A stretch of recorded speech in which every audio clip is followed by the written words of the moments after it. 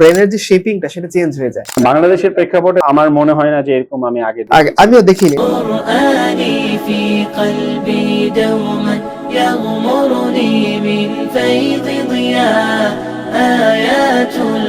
ডিভাইসের যে অ্যাডিকশন এটা মহামারী আকার ধারণ করতেছে। ছোটবেলা থেকে এগুলোতে তারা ইউজ টু হয়ে যায় এবং ফলে তাদের ব্রেনের যে শেপিংটা সেটা চেঞ্জ হয়ে যায়।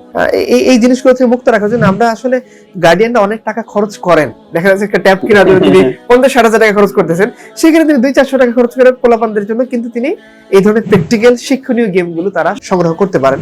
বাংলাদেশের প্রেক্ষাপটে বলতে হবে জাকির ভাই, আমি এক সময় আমার বাচ্চাদের জন্য অনেক খুঁজছি এরকম, কিন্তু আমার মনে হয় না যে এরকম আমি আমিও দেখিনি। এরকম বিদেশে অনেকগুলো আছে, তো চমৎকার কাজ এনেছে। আমি সাজেস্ট করব যারা ডিভাইস কেনার চিন্তা করতেছেন সন্তানকে মানে তার একাকিত্ব তার খেলার সঙ্গী বানানোর জন্য, আমি খুব রিকোয়েস্ট করবো যে আপনারা ডিভাইসকে খেলার সঙ্গী না বানিয়ে খেলার ছলে শিক্ষাটাকে সন্তানের সঙ্গী বানান।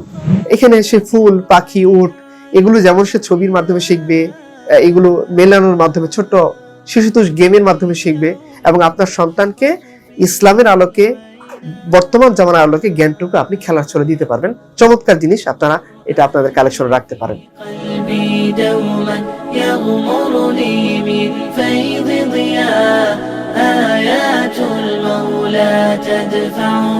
تدفعني نحو العليا